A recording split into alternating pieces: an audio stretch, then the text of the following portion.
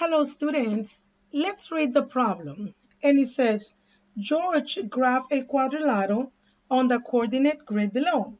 The quadrilateral ABCD was rotated 90 degrees clockwise with the origin as the center of rotation. This transformation created a quadrilateral A prime, B prime, C prime, D prime. Which rule describes this transformation? So we're looking for the rule that describes the transformation. And the transformation that they're talking about is described as a rotation of 90 degrees clockwise. And the origin is going to be the center of the rotation. Okay? So, clockwise means that my movement needs to go something like this. Okay? So think about a clock, and that's going to help me understand that my quadrilateral is going to go from being on this quadrant to go to the top quadrant because that's clockwise. Okay? Since I want 90 degrees, then we're going to do only like one step. That means that my quadrilateral is going to go from there where it's at right now to this top quadrant, and that's where my 90 degrees will be.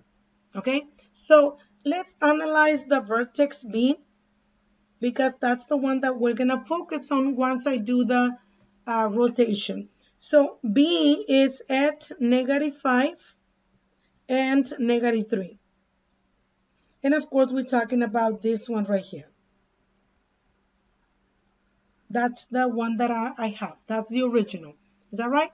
So what I want to do next is I want to rotate it. Now, if you guys have patty paper or wax paper, and you can actually do the move on your paper, that would be a great help.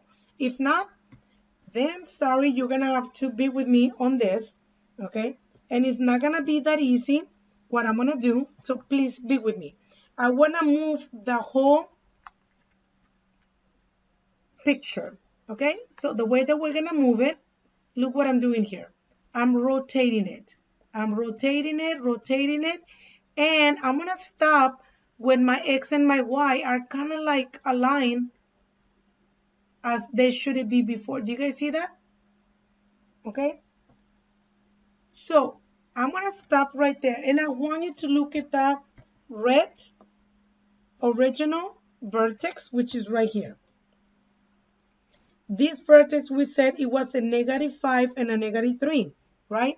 And that's where it is. This is my original. This is my first one, okay? Now, look where my new quadrilateral is. Do you see that? Now, let's find out where B is now. And it's right here.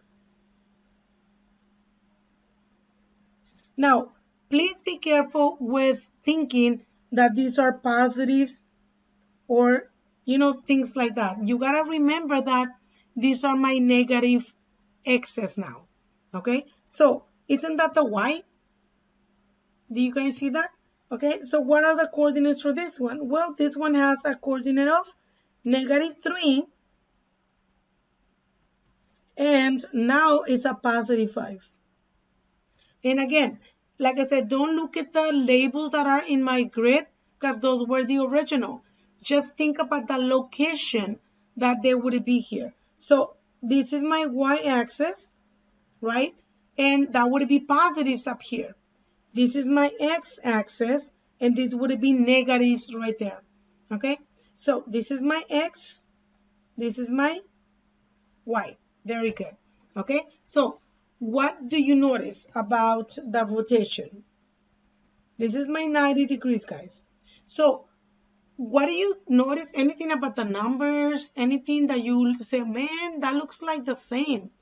And I hope that you're thinking like that. Look, this -3, it's right here in the front now as a -3. Is that right? So if my point or my coordinate was x and y, how do I get the new one? Well, it looks like the y came to the front. Is that right? Exactly as it is. Exactly. It was a -3. It stays as a -3, right? So what happened over here? Well, the negative 5 turned into a positive 5. But that was my x, right? So it's like you multiplying by a negative number. Therefore, this will be a negative x. Okay? So my coordinates x and y kind of swap.